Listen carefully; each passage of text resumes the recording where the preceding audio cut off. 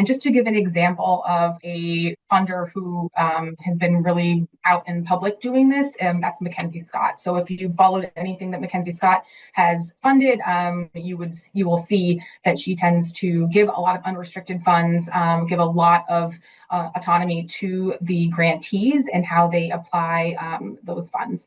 So that's one example. Next slide, or anything to add, Mike? Yeah, I think underlining Kate's point here, I think the response from the private foundations, community foundations, a lot of other independent foundations is really looking at it and saying for years and years, the reporting have really just focused on compliance and was kind of like, let's make sure everybody's checking the box and spending the money the right way.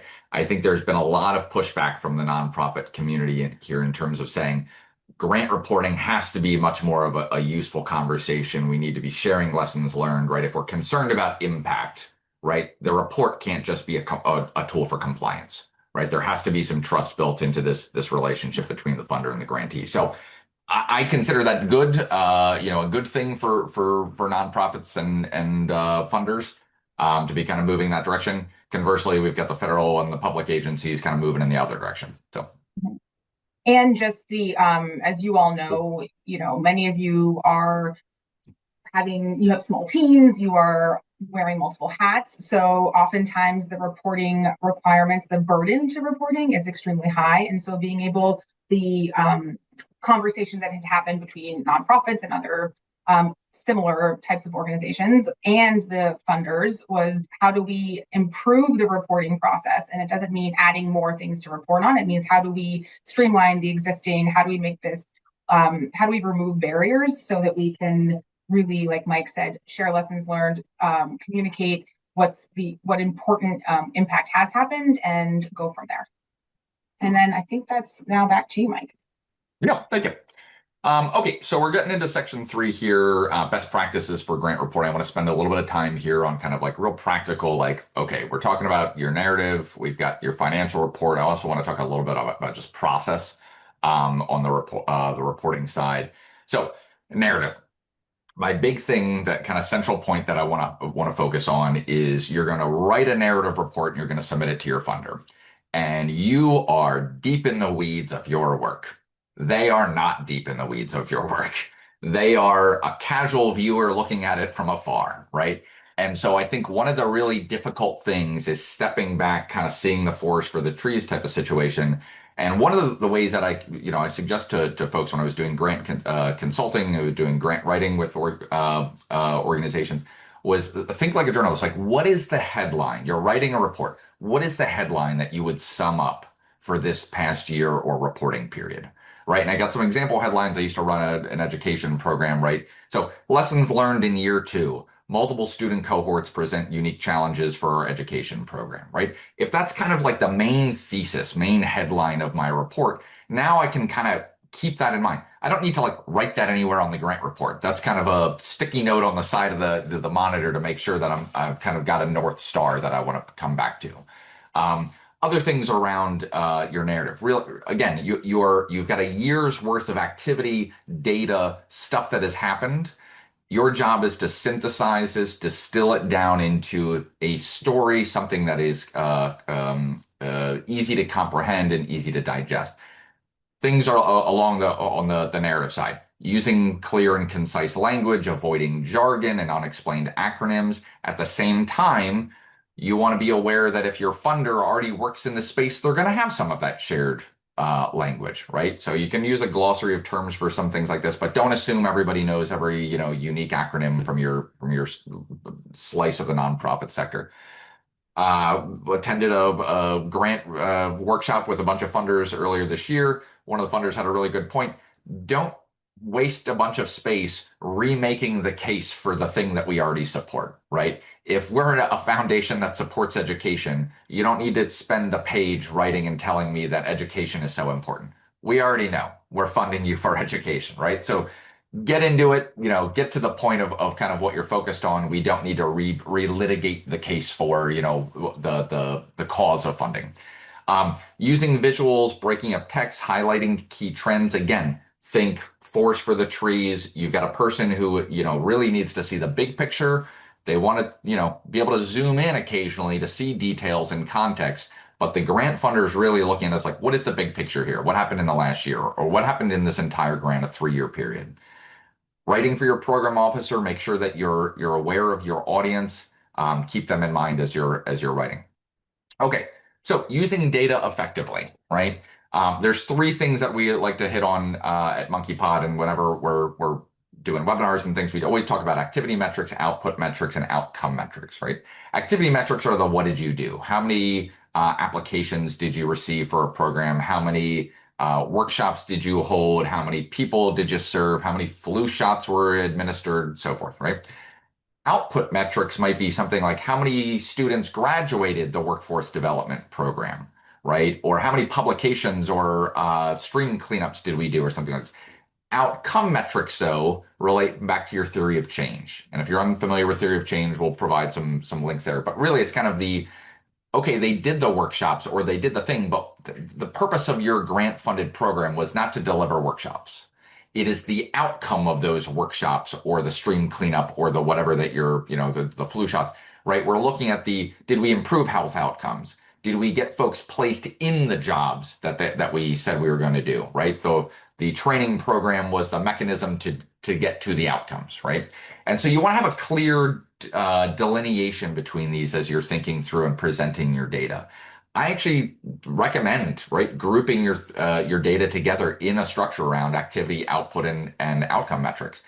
My organization years ago, when I was running this education program, I didn't have outcomes. My goal was to be recruiting students into graduate programs, research fields, right, where we did not have a lot of diversity and inclusion. I was tracking undergrads into grad programs and alumni. I had a very long tail for outcomes, right? But in the first couple of years of my grant reports, the only thing I could report on were activity and output metrics. How many people finished the modules? How many people finished research programs? How many people went to a conference? How many people did this, right? Outcomes were years later. And so being aware of kind of where you are in your process allows you to focus on which slice of data. Okay. Down to the bottom, we just got a key point. Explain key deviations, unexpected outcomes, trends, right? That's again, big picture stuff that you want to be able to emphasize to your funder. On the financial report, transparency and timeliness. All right. Kind of the two things I would keep in mind. Track your actuals in real time.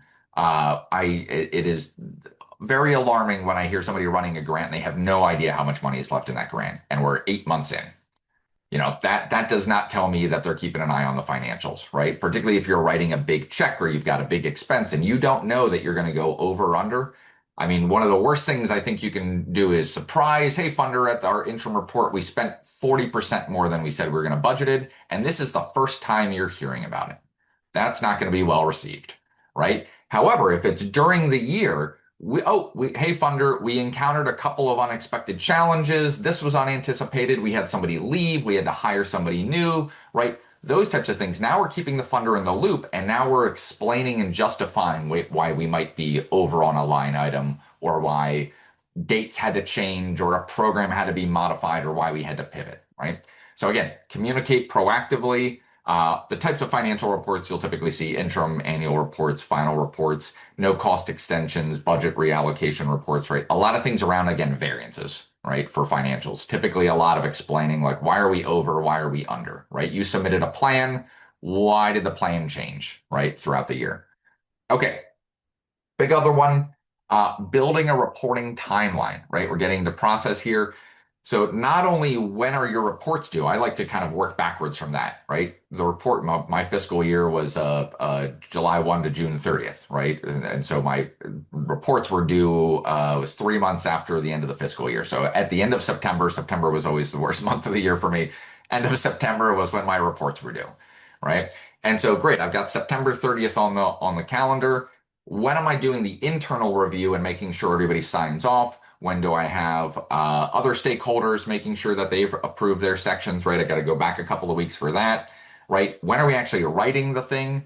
In order to write it, I got to have my data analysis done, which means I also got to figure out when I'm collecting my data. So all of those pieces you need to actually get on a calendar. When are you actually going to collect your data? when are you sending out the survey, the first survey? Then when do you do the follow-up survey? When are you analyzing that data?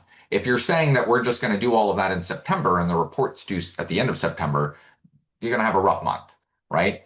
So also, this is going to highlight a couple of things that you might have to come back to the grant maker. I had a fiscal year that split across the summer. My program, though, was a summer program primarily. And so my program is actually cut across fiscal year. So a lot of times I actually had to write to ask the funder. I said, hey, can we submit this a little later? Because my data is, I'm not done collecting data with students until the end of summer, right? Can we push this out a little bit?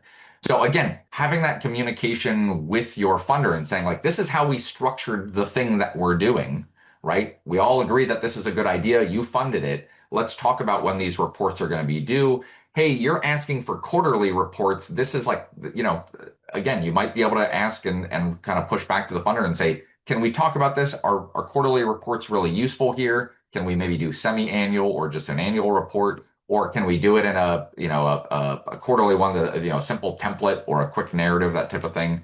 But again, getting really good dialing in on that timeline, I think is really important, and not just when the reports are due. Think back to your entire process, all of those steps. Get them on the calendar so you know who's going to be involved and say, well, Darcy's doing the data collection for this. Sorry, Darcy, I'm going to pick on you since we've met before. Darcy's doing the data collection in April, so we got to make sure, does she have a lot of other things going on that month? Because if she gets swamped and can't do the data collection, boy, is that going to cause problems later on in the year, because now analysis is pushed back. Now the writing is pushed back, right? So we need to balance this out with our staff in terms of other priorities.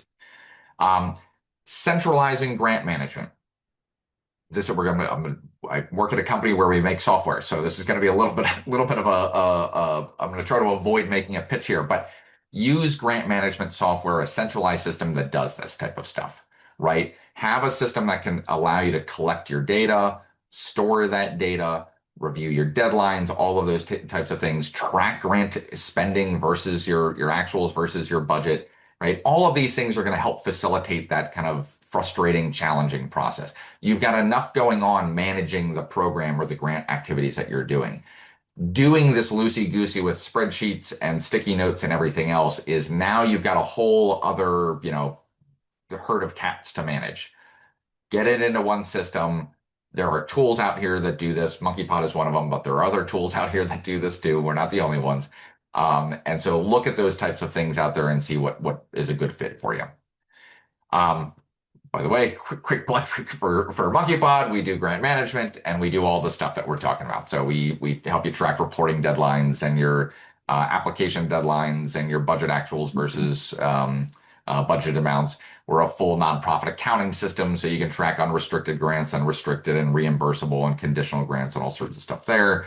And we pull together all the grant documents and things like that. So if you want to chat, we certainly are here for you. So end of commercial for us. Okay, I'm going to flip it back over to Kate to talk about making reports compelling and interesting and actually want to read rather than walls of text. Thanks, Mike. Well, assuming you've already started out with a great report using the tips that Mike gave for your narrative and financial, we're going to share some additional tips to help you go the extra mile.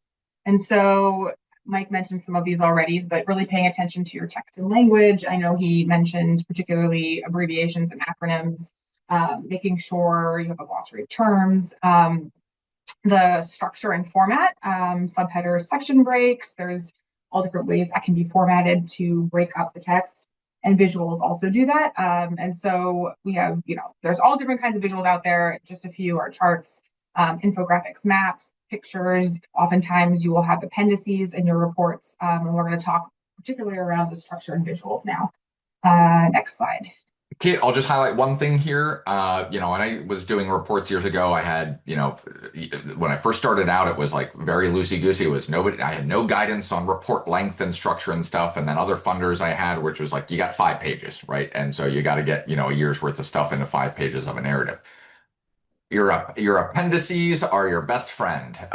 They're great for including pictures, visuals, charts, other things. You can still include some of that in your narrative report, but if you're really short on space, right? Make sure you're getting the questions and answering the important stuff. There might be other things that you want to refer to. Use those appendices. Usually your funder is going to be fine with you attaching all sorts of other stuff in there. Again, just additional context. So, make sure you cross the T's, dot the I's for what they're asking you, but you've got this whole other area that Mhm. you can kind of explore. So this is just an example of ways you can format or structure your content. So as you write your report, you'll want to have a variety in your formatting to visually break up your text and maybe even call attention to specific information. So on this example here, we have a header, we've got some subheaders, we have different text color, we have bolding, we have links. There's a text box for calling out specific information. Also, very important is what you're not writing. So white space, making sure it's not just your eyes are not getting all glazed over by just staring at a lot of text. These are just a few of the ways that you can make a visually compelling and appealing report. Let's face it, sometimes reporting can be dry. And so this really helps the reader to stay engaged. Organizing your information so that the brain can digest it is just as important as the written content in the report. And so using a variety of these different ways to format and structure will be useful. And again, these are just a couple of examples from one of our knowledge database articles. Yeah, Anything we else? tried to find the most boring knowledge base article I could find, and it was on budget roll-ups. So you're looking at some documentation from MonkeyPod here. This is not an example of like a grant report, but to Kate's point, using things like block quotes, right, and calling them out and using different colors behind them, right? We talk Mhm, about a lot about this when we help folks on grant management, mixing qualitative and quantitative data, right? mhm. Just referring to quantitative data point after point after point can be so kind of like boring, and also it doesn't contextualize it at all. So introducing a block quote from somebody, a program participant, a survey response, or whatever of, something from a volunteer can really add some life to what can otherwise be a very kind of like a statistical presentation, which can be very boring. So And it can be offset to like we have the yeah, text box here in blue, but if you had a quote, you could play around with like the quotes, the two quotation marks are really large and you have it in italics, or there's just ways to make your eyes be able to catch different pieces of information quickly. And we would be remiss if we did not talk about AI in this day and age. Want to start with saying that obviously there are ethical and environmental concerns around using AI. You are under absolutely not required to use AI, but we recognize that people are using AI and will use AI. So we wanted to provide some tips to do so responsibly in your grant reporting. So AI can be a meaningful way to enhance or even reinforce several parts of your grant reporting. Naturally, data summary analysis, I think that's pretty self-explanatory, but the AI is particularly good at taking a lot of information and summarizing it, whether it's text or data sets. Also with data visualization, there you can create, speaking of the visuals, you can create the visuals using AI as one example. And then there's other tools that we'll talk about in a later slide. Big one is formatting and editing to help improve clarity, consistency, cohesiveness, really just taking another set of eyes as well as your own human eyes and your colleagues' eyes. But if you wanted to have AI as another backstop, that would also be a way to use AI. And we wanted to call attention as well to Anthropic's free AI Fluency for Nonprofits course. It covers a practical framework for responsible AI use called the 4D framework, as you see there, which focuses on how humans can effectively, efficiently, ethically, and safely collaborate with AI. So they, rather than treating AI as a simple search database or rigid tool for prompts, this framework really emphasizes treating AI as a thinking partner, but keeping the human in control. So I can't say that enough. It's listed on the bottom of the slide. AI can enhance your judgment, it doesn't replace it, and you must always review AI generated content carefully. It should not be your first line of defense using AI. That's kind of a quick and dirty. A lot of that's already, it's very topical at the moment, so we don't need to spend a ton of time on that unless there's anything, Mike, that you want to add about. yeah, just that there's a lot of, so grant makers are aware of this, right? Grant makers are very aware that these tools are similar to folks like teachers. Teachers are very aware that students are using AI for just about anything, right? To write themselves a report Write on your whatever. reports. Yeah. A lot of grant makers are getting a ton of AI slop for grant applications. And so they're using now AI to weed out AI applications. I have no doubt that grant makers are also seeing some of this on the grant reporting side, which is going to be things where, and again, there are tools out there that can help identify certain phrases, language, things like this, choices that AI clearly is doing. So to Kate's point, please, please, please do yourself a favor. Do not shoot yourself in the foot by submitting a report written by AI. If your grant funder finds out, I don't think they're going to be too pleased with it, number one. And number two, again, to Kate's point, you're the person with the real judgment on this. I think AI can be wonderful in terms of analyzing information, going from a lot of information, distilling it down to kind of trends or lessons learned, things like that. But ultimately, where I think where AI falls down is when people go, I got a blank page, write me some stuff. And you'll see AI invent things whole cloth and hallucinate, and you'll end up with a bunch of trash. So, fair warning to folks, but we're seeing, I see questions in like Facebook groups on this all the time, which is like, I want to write a report. Oh, I can just do it by AI. It's like, ooh, okay, that's a real risk. I think that now you're introducing into that relationship. Okay, sorry, Kate, keep going. Yeah, I'm gonna go quickly because Mike keeps interrupting me and we're running out of time. So just kidding. So we also wanted to call attention to some free tools that are out there because this is particularly for data visualization, but it's not exclusively for that purpose. But there are a lot of tools out there. So if you don't have someone on your staff or on your team who's familiar with this subject or the tools to create these visuals, you don't need to have a design budget to create compelling data visualization. So these tools are either free or have a free or basic version. The first category is under dashboards and business intelligence. We've got a few listed there. For presentation and graphics, the ones highlighted, Flourish and Data Wrapper, are particularly strong for nonprofits. They're browser-based and don't require any coding. And then if you have coding experience or a little bit more advanced, the open source and advanced category, there are some options there for you too. So we will again link to all of these different resources for you. So that's just a quick what's out there if you would like. And then we have some other examples of visuals, but it's important to include visual representation of your data for a lot of the reasons that we already talked about. It's really key for summarizing large amounts of information efficiently in a graphical format. And again, this lets funders quickly scan and extract information as needed.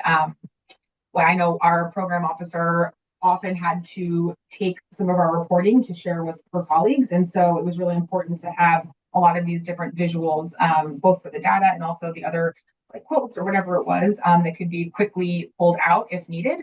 That said, which type of data visualization to use for which data set can be tricky, and variety is also important. So it's really important for you to understand your data in order to best represent it visually. Also, it's important to understand the message you want to convey with your data visualization to make sure everything is coherent. So these examples are just of different types of charts, which are very common in what you will likely use something like this in your grant report. So charts for showing change over time or for showing part to full comparison, looking at geographical data or demographic data, depending. But that's just for some chart examples. There are also different types of graphs you can use. You can use tables, images, perhaps maybe less focused on data, but more so on the story that you're trying to tell that can be used in conjunction with these other graphics. So just things to consider as you are looking for ways to enhance your report. Next, Mike. Oh, it's on to you, I think. Oh, yeah. Over to me for the building case. We'll wrap up with this section. One additional point here.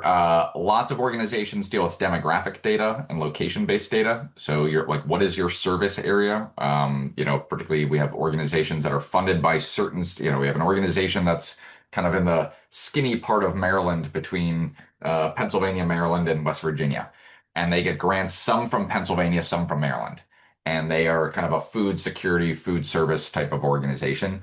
And they've got to report on zip code by who their folks are showing up because the folks in Pennsylvania, the grant funders, don't want to fund people, Maryland citizens. They want to fund Pennsylvania citizens receiving those services. So tracking things like zip codes, right? That's a perfect time when you say, let's put together a nice visualization. Maybe it's a heat map, but here's the zip codes or the county map where our people are coming from. Again, points back to How are we collecting that data? You got to think about that months and months and months ago, not when the report's due. So, okay, let's jump into building your case for the next grant. I'll keep us moving. We'll spend like 5 minutes on this and then open it up for questions. Um, the big thing here is that I want to emphasize, big picture, maintain the relationship with the funder, right? Imagine if you've got an individual donor who gives you $200,000. My guess is every single time you have an opportunity to see that person, you're going to make time for them. Somebody from your staff is going to make time. You go out to lunch, you're going to, invite them to the events, you're going to, send them updates, you're going to really work on cultivating that relationship. If you've got a private foundation that gives you $200,000 and you just go, well, I'll send in the report once a year, that's kind of like the kind of how we've divorced these kind of ideas in our mind of kind of institutional funders will treat with kind of like a very 10-yard stick type of approach. Individual donors will cultivate the relationships. I think you really need to cultivate the relationships with funders in the same way. Your program officers can be your advocates inside the organization, right? Help them get to know your organization, help them understand the challenges that you're doing, your staffing challenges. Oh, we had a lot of turnover. We are looking to hire somebody new. That's why we're a little delayed on this. Like, they are your person who can advocate to sometimes their board of trustees or department chairs or whoever, not chairs, department heads, to be able to help explain or say, hey, these folks are actually doing a good job. They got hit with some unforeseen circumstances and some challenges here. That's what we're reading in the report here. A lot of this over on the left-hand side. Show up to things, right? If your funder is doing webinars, workshops, information sessions, try to attend them.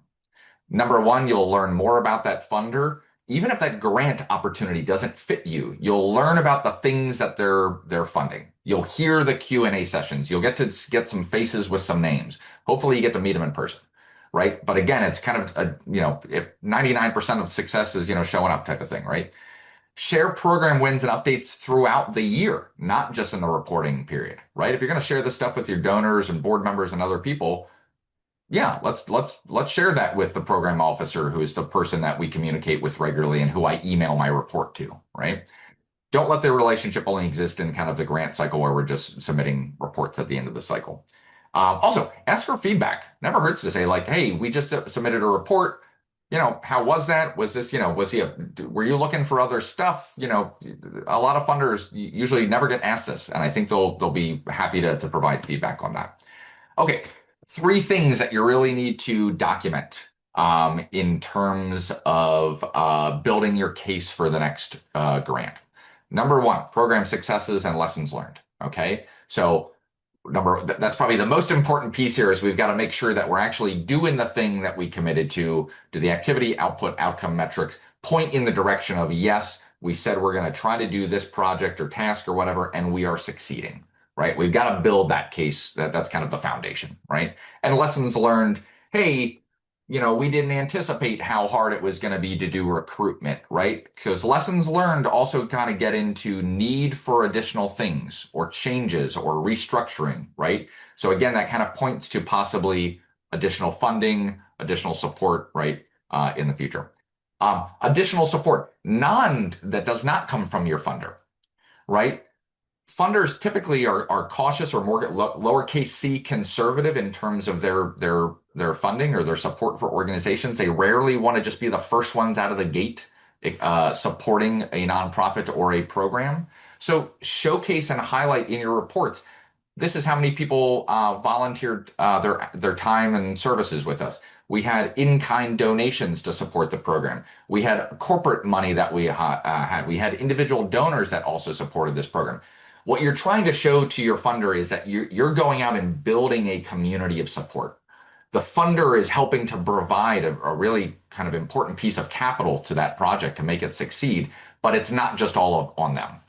And I think that also points to the point of looking at kind of, if you have a successful program, eventually it needs to be weaned off of grant funding, right? What is the succession plan for sustainability? Right. So again, point to kind of what you're building out and that's a support community. Lastly, unmet need. This is one of the most important ones. If you got people, students applying to a program and you can take 25 students in a summer cohort, how many folks would have you taken if you had additional staff and resources? Could you have taken 50? Could you have taken 100? right? Did you get good applications for that? If it's, people waiting on a list for services, right? Or hey, we're doing stream cleanups and we've identified 252 waterways in the area that need to be, do cleanups, but due to staff limitations and volunteers and everybody else, we only got to 61 this year, right? Now you're a document, you're pointing to the fact of what we're doing is effective. We've identified a successful model, but the problem is much larger. And with more funding, we could tackle more of this problem, right? You're helping to connect the dots. You're helping to help the funders see the kind of forest for the trees again. So please, please, please do not view unmet need as a failure, right? Oh, we only were able to do this. Oh, we should have done more. No, be very, upfront and aware of your staff limitations, your capacity, right? The hours, the number of volunteers you have. All of that points to the fact that nonprofits can't do all the things that they want to do without support. And that's the conversation that you're having with that funder, right? And saying, we can do X, Y, and Z with this level of support. With additional support, we could even ramp it up to do, these other things over here. Okay. We're gonna pause here. We're gonna open it up to questions. Hopefully that was useful for some folks. We again tried to cover I know this covered a lot of stuff in, like 45 minutes, whatever, 50 minutes. Feel free if you want to unmute or if you want to throw in questions in the chat. We'll stick around for a couple minutes and try to answer whatever questions you have. Yeah, hi everyone. Thank you for that. That was super helpful and very well organized. Appreciate you all sharing. And I actually didn't know that MonkeyPod was based in Hawaii, so nice to see folks from out here. Absolutely. I had a question about what you tend to see as the most common, I don't want to say red flags from folks as they're reviewing reports, but things that come up, as you said, life happens, changes happen, but that if you don't respond thoughtfully to that is like oh, we're concerned that a change happened and they didn't navigate that well. Can you give a few examples of those and how we might think about preemptively putting that in our reports to show them that we can handle those changes? Great question. Okay, if I can speak it back to you just to make sure I captured it. So looking at really kind of those like variances and ways that you can explain them back to your funder, right? Kind of the life happens type comment that I made earlier. So that kind of the focus of the question? Yeah, variances they see a lot that and maybe like the responses you don't want to have to those variances or things that might actually like really give them concern that you didn't navigate that well.